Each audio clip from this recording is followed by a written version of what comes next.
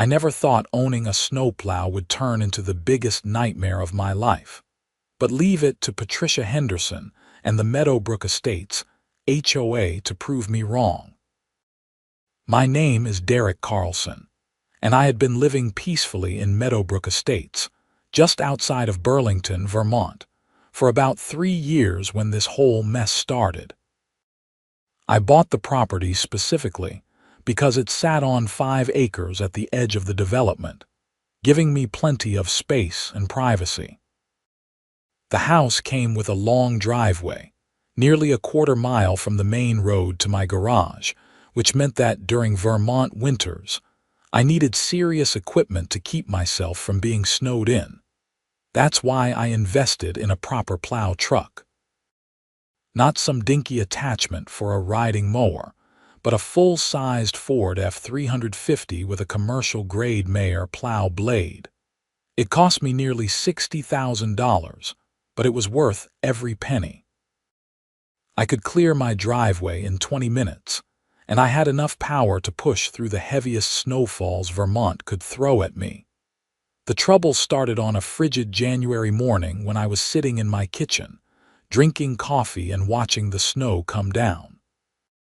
We were in the middle of what the Weather Service was calling a significant winter storm, with predictions of 18 to 24 inches before it was done. I had already been out twice during the night to keep ahead of the accumulation, and I was planning my 3rd run when my doorbell rang. I opened the door to find Patricia Henderson standing on my porch, wrapped in a ridiculous fur coat that probably cost more than my truck. She was the president of the Meadowbrook Estates, HOA, a position she took far too seriously. Patricia was in her early 50s, with that particular haircut that seemed to be standard issue for her type, all angles and highlights that probably required monthly maintenance. Her lips were pressed into a thin line, which I had learned was her default expression. "Derek, we need to talk about your plowing activities," she said without preamble, pushing past me into my house before I could invite her in or tell her to get lost. I closed the door against the wind and turned to face her. "What about them?" "The HOA board has been discussing this, and we feel that since you have this equipment and you're clearly using it regularly, you should be providing your services to the community." She pulled off her gloves and looked around my living room like she was inspecting it for code violations. "I plow my own driveway, Patricia. It's a quarter-mile long. That's why I have the equipment." "Yes, but you're plowing at all hours, making noise, and frankly, it seems selfish that you have this capability and you're not sharing it with your neighbors. Mrs. Calloway 3 houses down can barely get out of her driveway. The Hendersons on Pine Street are practically trapped." I took a deep breath and tried to keep my voice level. "Patricia, I'm not a plowing service. I have a job. I work from home as a software consultant, and I need to be able to get out if clients need me on site. That's why I have the truck." "The HOA is prepared to compensate you," she said, as if that settled everything. "We'll pay you $50 per storm to plow the main streets in the development." I actually laughed. $50. "Patricia, do you have any idea what commercial plowing services charge, or what it costs to maintain this equipment? The fuel alone for plowing the whole development would cost more than $50. Her eyes narrowed. "So you're refusing to help your community?" "I'm saying that I'm not a commercial plowing service, and I'm not interested in becoming one. If the HOA wants the streets plowed, hire a professional company like everyone else does." "We had a company," she snapped. "They canceled their contract last month because they said our rates were too low. We're in the process of finding a new service, but in the meantime, you have the equipment and the capability, and we're asking you to step up." "And I'm politely declining," I said, moving toward the door to show her out. "Now, if you'll excuse me, I need to go clear my driveway again before this gets any deeper." Patricia's face flushed red. The HOA board is going to hear about this. We have bylaws about community cooperation and being a good neighbor. Feel free to send me a copy of any bylaw that requires me to provide free snow plowing services, I said, opening the door. Until then, I've got work to do. She stormed out without another word, and I watched her struggle through the 8 inches of snow that had accumulated in my driveway since my last pass. Part of me felt a little guilty not offering her a ride back to the main road in my truck, but only a very small part. I thought that would be the end of it. I was wrong.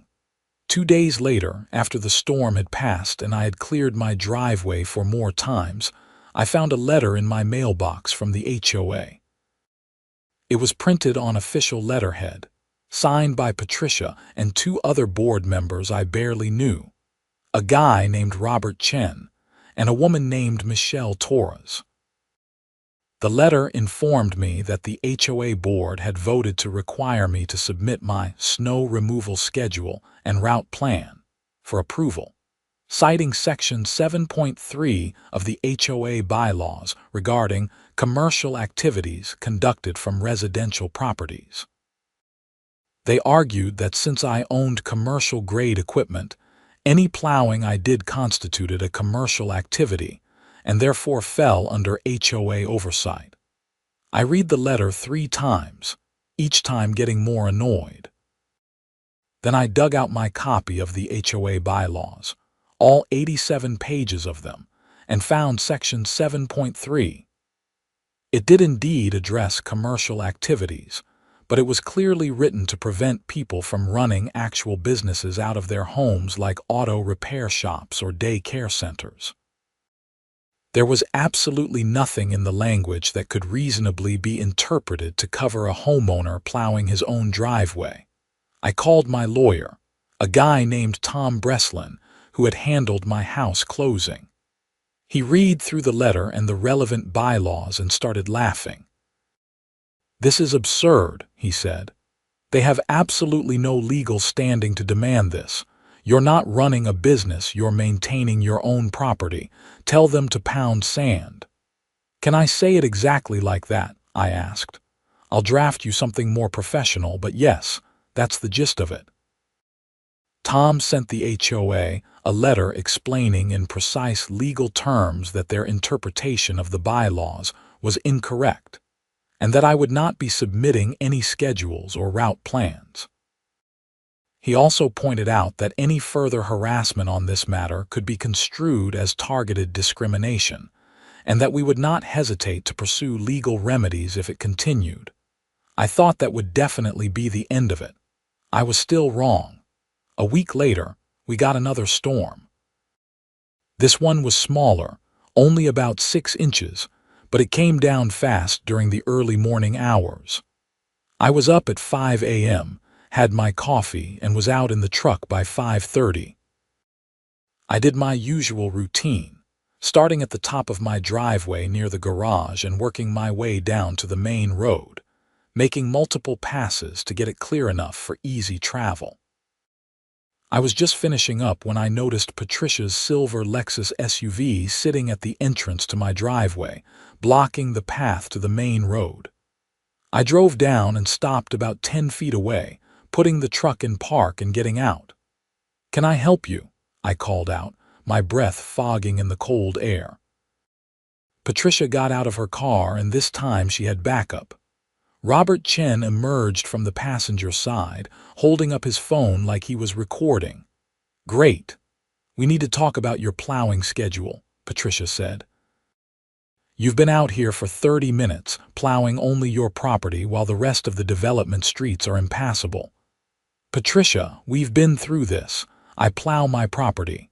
That's it. If the HOA wants the streets done, hire a service."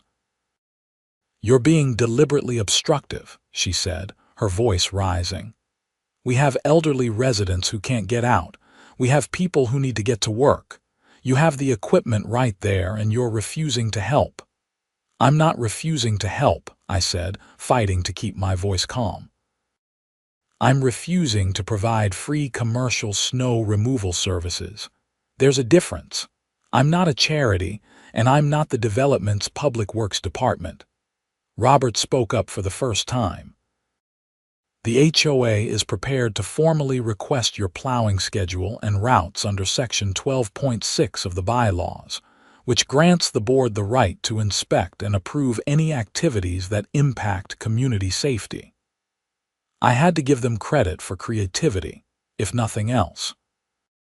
Section 12.6 was about things like tree removal and exterior renovations that might affect neighboring properties.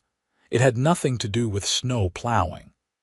Robert, with all due respect, that's complete nonsense and you know it. Now please move your car. I need to get to the main road. Not until you agree to provide us with your schedule, Patricia said. Then I'll call the police and report that you're blocking my driveway, I replied, pulling out my phone. That got them moving. Patricia shot me a look that could have melted the snow without a plow, but she got back in her Lexus and moved it. I drove past them without another word. When I got back to my house an hour later, after running some errands in town, I found a citation on my door from the HOA. Apparently, I was being fined $200 for operating commercial equipment during restricted hours, because I had been plowing before 7 a.m. Never mind that the bylaws specifically allowed for snow removal at any hour during winter storms, or that the whole development could hear people using their little ATV plows and snow blowers at all hours during storms. I forwarded the citation to Tom, who was starting to sound less amused and more angry on my behalf. "They're harassing you," he said flatly. "This is targeted harassment, and we can absolutely take action on it. Do you want to push back hard, or do you want to try to resolve this quietly?" "What does pushing back hard look like?" I asked.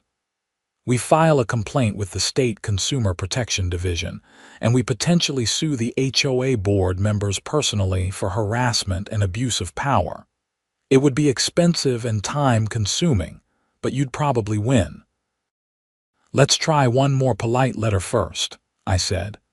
"But draft the complaint paperwork so we're ready if this continues." Tom sent another letter, this one more forceful, pointing out the multiple ways the HOA was overstepping its authority and warning that continued harassment would result in immediate legal action. He also formally disputed the citation and demanded its withdrawal. The HOA responded by calling an emergency community meeting. I almost didn't go. The meeting was scheduled for a Thursday evening at 7 p.m. in the development's community center, a small building near the entrance that mostly sat empty except for HOA meetings and the occasional neighborhood party. But Tom advised me to attend, if only to show that I wasn't hiding or afraid of their nonsense. The community center was surprisingly full when I arrived. Apparently, Patricia had done a good job spreading the word that there was going to be a showdown over snow plowing. I recognized maybe half the faces in the crowd of 40 or so people. Patricia stood at the front of the room with Robert and Michelle flanking her like bodyguards. She waited until exactly 7 p.m., then called the meeting to order with a sharp rap of her gavel on the podium. "Thank you all for coming on such short notice," she began. "We're here tonight to address a serious issue affecting our community. As many of you know, we've been without a contracted snow plowing service since December. The board has been working diligently to find a replacement at a reasonable cost, but in the meantime, we've been relying on residents to help each other out." She paused dramatically, then pointed at me. "Unfortunately, not everyone in our community shares that spirit of cooperation. Derek Carlson owns a commercial-grade plow truck, which he uses exclusively for his own property, despite repeated requests from the HOA to assist with community streets." A murmur went through the crowd. I saw some heads nodding, but I also saw some people looking uncomfortable. An older woman I didn't know raised her hand. "Is the HOA offering to pay him?" "We offered a stipend," Patricia said quickly. $50 per storm event, which he refused. "That seems low," another voice called out. "My son runs a plowing business in Colchester, and he charges $200 just for a single driveway." Patricia's face tightened. "The point isn't the money. The point is being a good neighbor and helping the community." I raised my hand, and Patricia looked like she wanted to ignore me, but too many people had noticed. "Yes, Derek," she said, her tone icy. I stood up. "I just want to clarify a few things. First, I never refused to help anyone. What I refused was to become the HOA's unpaid snow removal service. Second, the HOA has been misrepresenting the bylaws to claim they have authority over my personal property maintenance, which they don't. And third, I've been cited and fined for completely made-up violations as part of what my attorney characterizes as targeted harassment." The murmuring got louder. Robert stood up. "You're being dramatic. The HOA has every right to ensure that residents with special equipment use it for the community good." "No, actually you don't," I said. "And if you continue down this path, my attorney is prepared to file harassment complaints and potentially sue the board members personally." That got everyone's attention. Michelle, who had been quiet until now, suddenly looked very nervous. "Are you threatening us?" Patricia demanded. "I'm informing you of the consequences of your actions," I replied. "I've done nothing wrong. I maintain my own property with my own equipment. The fact that you can't seem to understand that isn't my problem." An older man in the back stood up. "I've lived here for 15 years, and I've never seen the HOA act like this. Why are we hassling this guy for taking care of his own driveway? If the HOA wants the streets plowed, use our dues to hire someone. Our dues are allocated for other expenses," Patricia said. "We don't currently have the budget for commercial plowing services at market rates." "Then raise the dues or cut other expenses," someone else called out. "That's what HOAs do." The meeting devolved into chaos after that, with people arguing about HOA finances, snow plowing, and whether the board was overstepping its authority. Patricia tried to regain control, but the genie was out of the bottle. Eventually, she adjourned the meeting without any resolution, and people filed out into the cold night air still arguing. I was almost to my truck when Michelle caught up with me. "Derek, wait," she said, slightly out of breath. "Can we talk for a minute?" I stopped and turned to face her. "Sure." She looked around to make sure no one was in earshot. "Look, I want to apologize. I went along with Patricia on this because I'm new to the board and I didn't want to make waves, but this whole thing is ridiculous. You're right, the HOA has no business demanding your plowing schedule or fining you for maintaining your own property." "Then why are you voting with her?" I asked. Michelle sighed. "Because Patricia is intense. She's been on this board for 8 years and she runs it like her personal fiefdom. Robert goes along with whatever she says because he doesn't want the drama. I thought I could maybe moderate some of her worse impulses from the inside, but clearly that's not working." "So what are you going to do?" "I'm going to resign from the board," she said. "This isn't what I signed up for. I just wanted to help organize community events and maybe get the playground equipment updated. I didn't sign up to harass my neighbors." "I appreciate that," I said. "For what it's worth, I think that's the right call."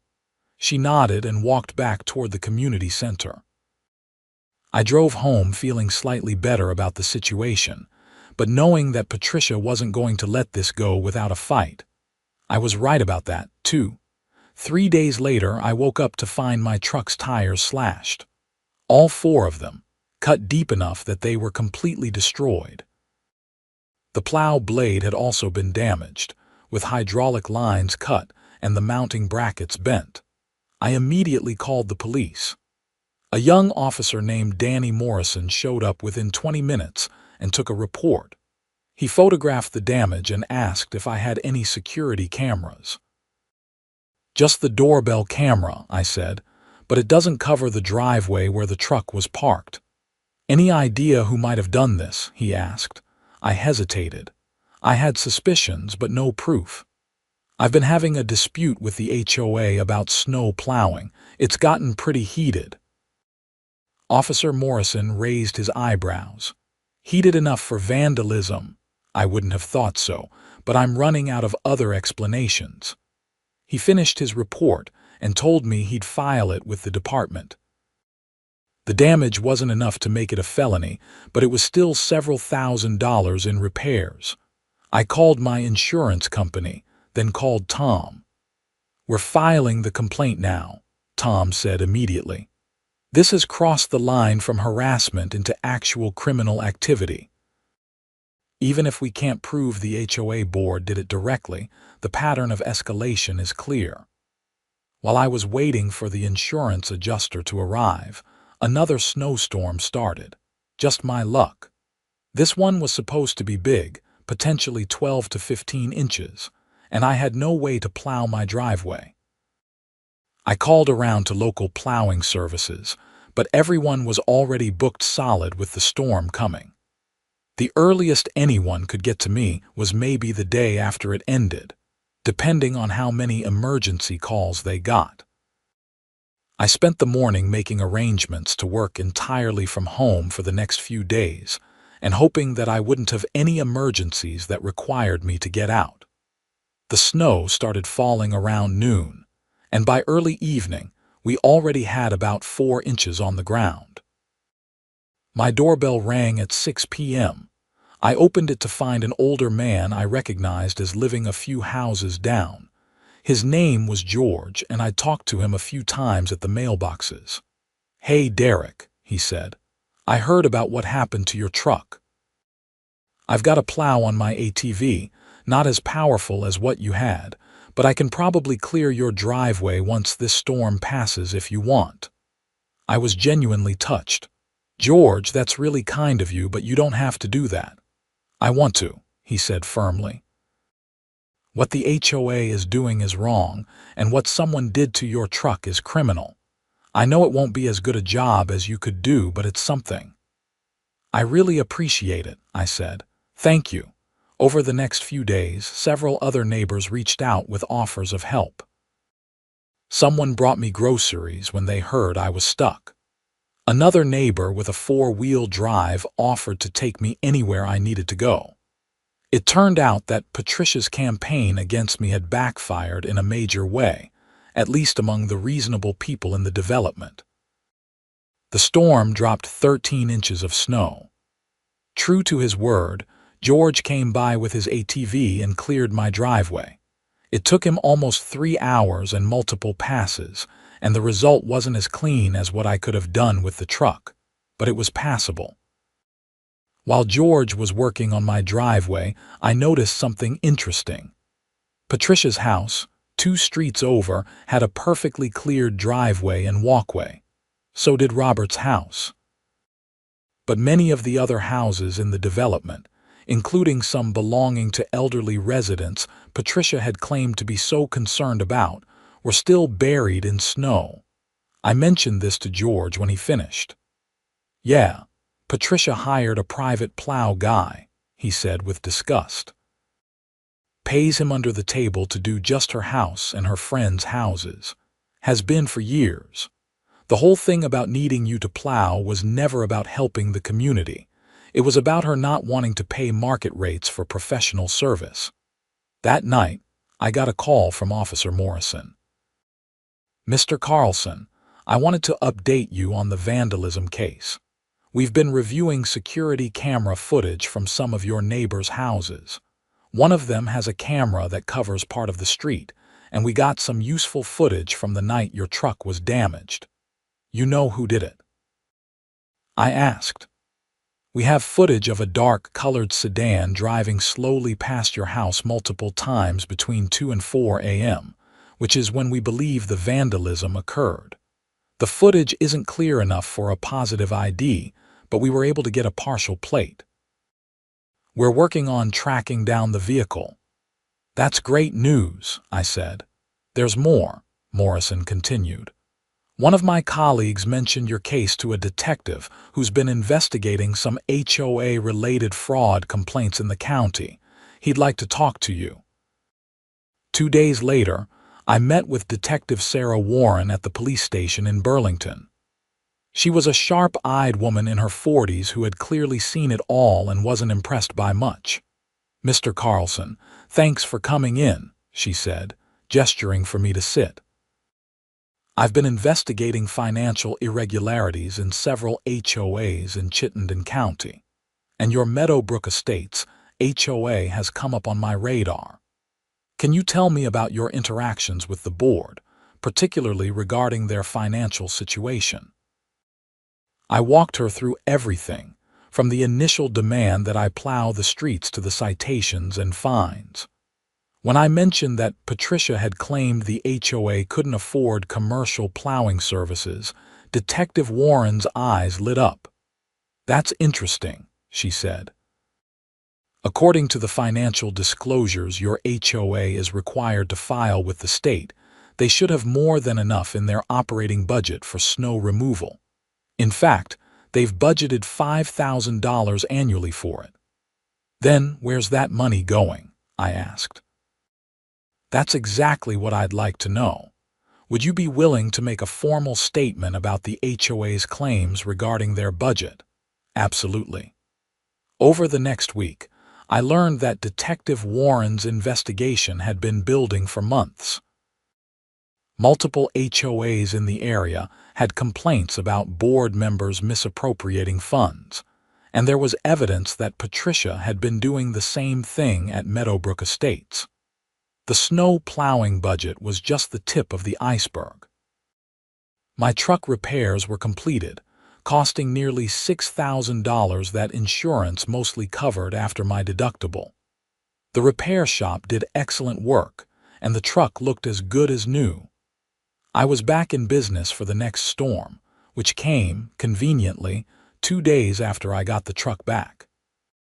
This one was a smaller storm, just 5 or 6 inches predicted, but it was enough that I'd need to plow.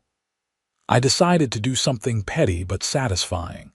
I got up early and plowed my entire driveway perfectly, making multiple passes to get it down to bare pavement in most places. Then I drove out to the main road and sat there for a minute, watching the sun come up over the snow-covered development. Patricia's street was visible from where I sat, and I could see her silver Lexus buried in snow in her driveway. I had just pulled back into my garage when my phone rang.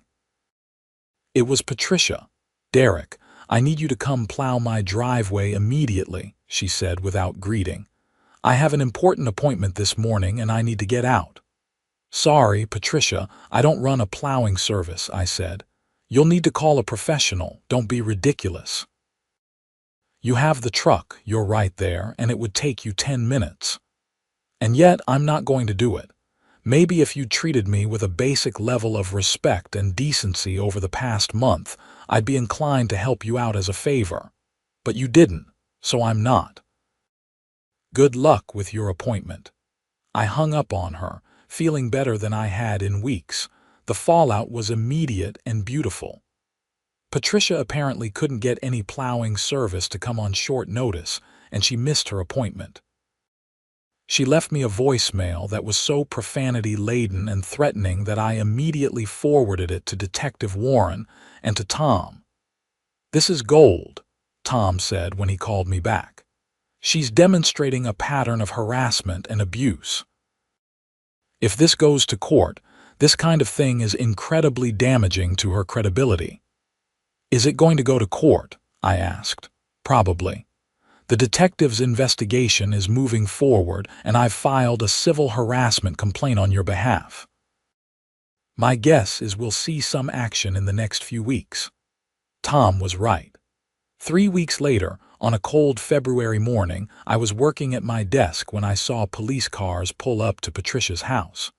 I watched from my window as Detective Warren and two uniformed officers went to the door.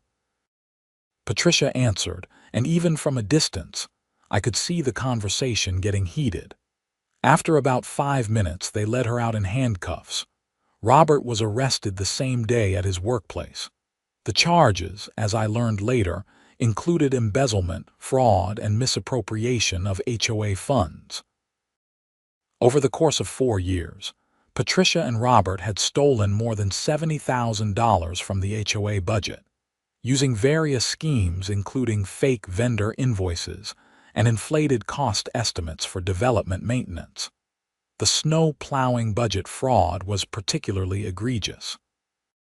They had been collecting dues for professional plowing services, but then claiming the HOA couldn't afford it, pocketing the money while Patricia paid a guy cash under the table to plow just her street and those of her friends. When I showed up with my own plow truck, their whole scheme was threatened because residents might start asking questions about why they were paying for a service they weren't receiving. Michelle, who had resigned from the board, was not charged. Detective Warren confirmed that she had no knowledge of the fraud and had actually been the one to initially tip off investigators when she noticed some accounting discrepancies. The HOA called an emergency meeting to elect a new board. George ended up as the new president, with 2 other reasonable neighbors filling out the board. One of their first acts was to formally apologize to me for the harassment and to reimburse me for the legal fees I'd incurred defending myself.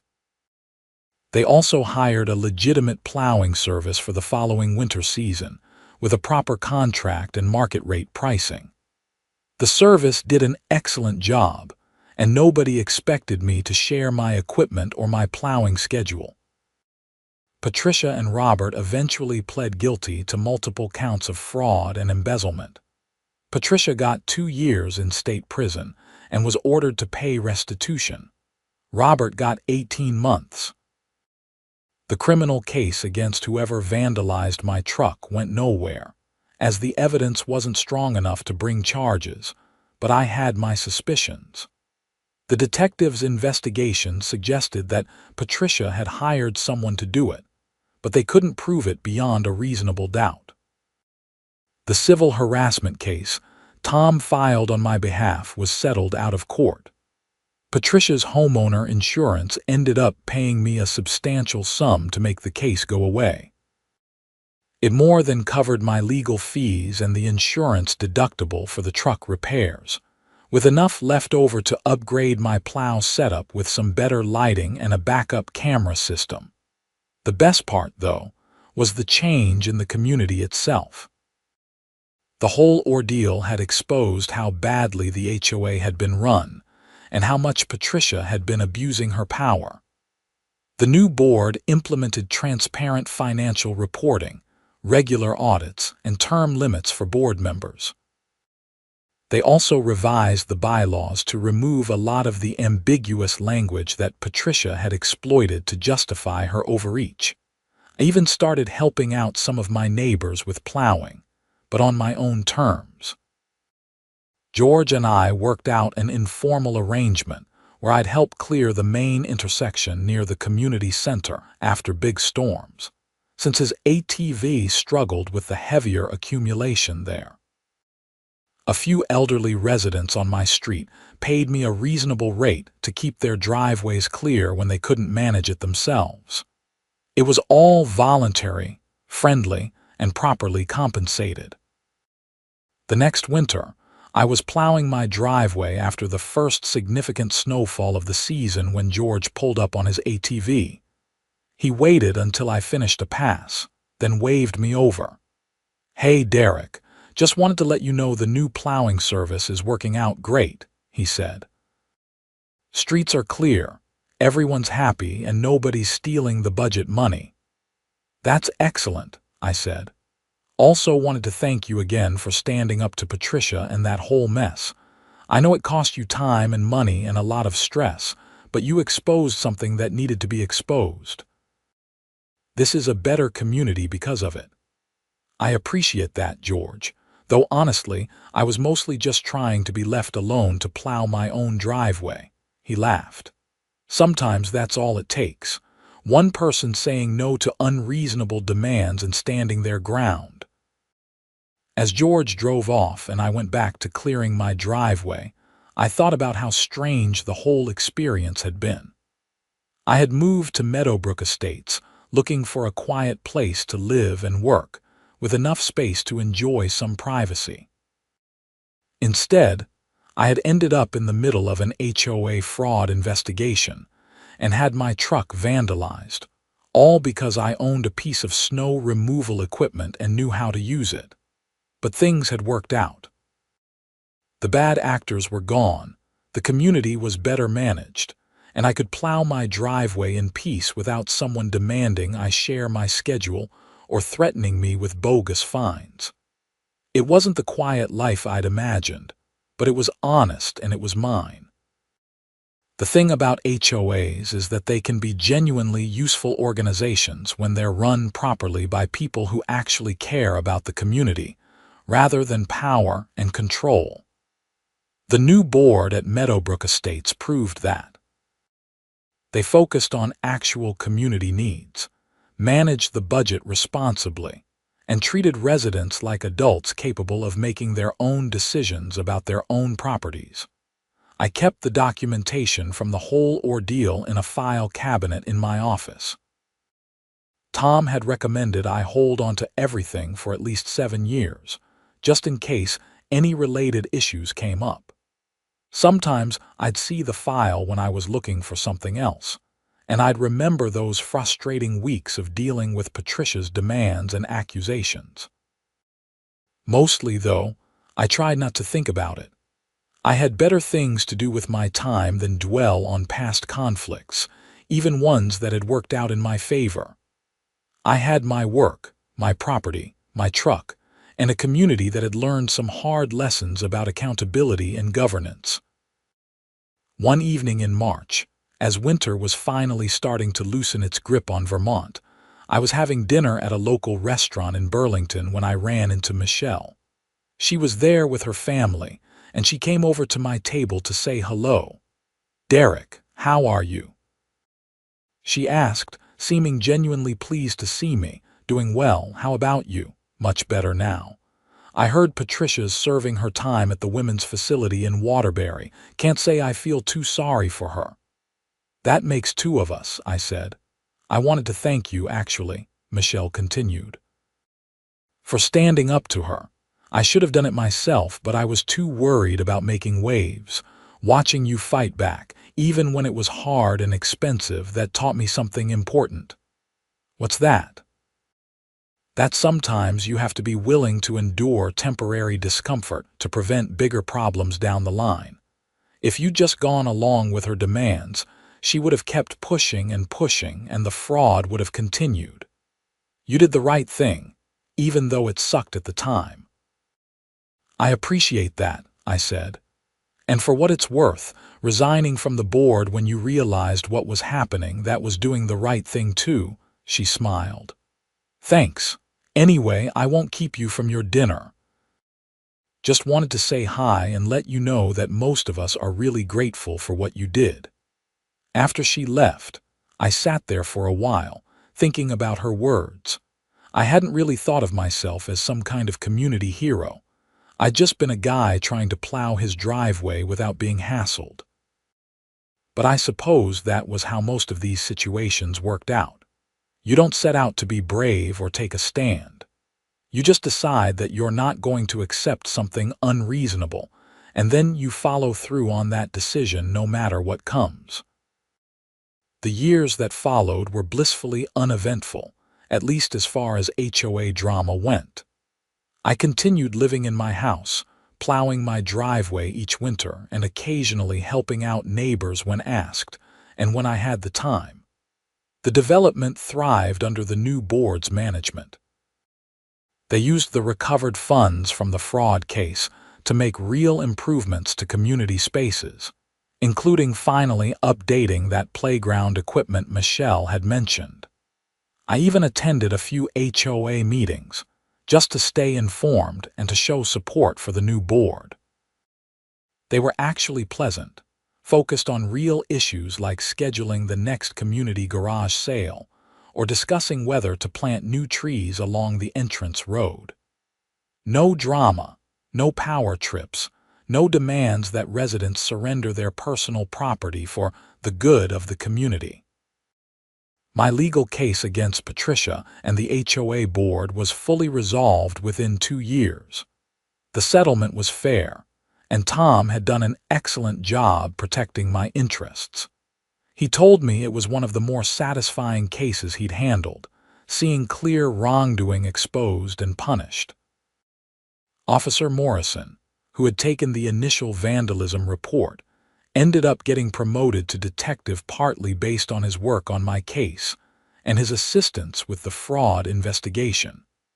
He stopped by my house once to let me know, and we chatted for a while about how the whole thing had unfolded. "You know what struck me about this case," he said. "How quickly things escalated. It started with a simple disagreement about snow plowing, and within weeks, there was vandalism, harassment, and we uncovered a major fraud scheme. It's like once Patricia felt threatened, she just kept doubling down on bad decisions." "That's exactly what it felt like from my perspective," I said. "Every time I thought surely this is as far as it can go, she'd do something even more extreme." "Well, you handled it the right way. You documented everything. You got legal counsel early, and you didn't retaliate or escalate. That made our job a lot easier when we started investigating." As I reflected on the entire experience, I realized that the key lesson wasn't really about HOAs or snow plowing or even standing up to bullies. It was about the importance of maintaining boundaries and not allowing others to push you into accepting unreasonable demands, even when they dress those demands up in official language and claim it's for the greater good. Patricia had been so used to people going along with her demands, so confident in her position as HOA president, that she genuinely seemed to believe she had the right to commandeer my property and my time. When I refused, she couldn't handle it. Her response wasn't to back down and recognize that she was overstepping, but to escalate and try to force compliance through harassment and intimidation. And ultimately, that escalation was what brought down her entire house of cards. If she'd just accepted my initial refusal and moved on, the fraud might never have been discovered. She might have continued stealing from the HOA for years more.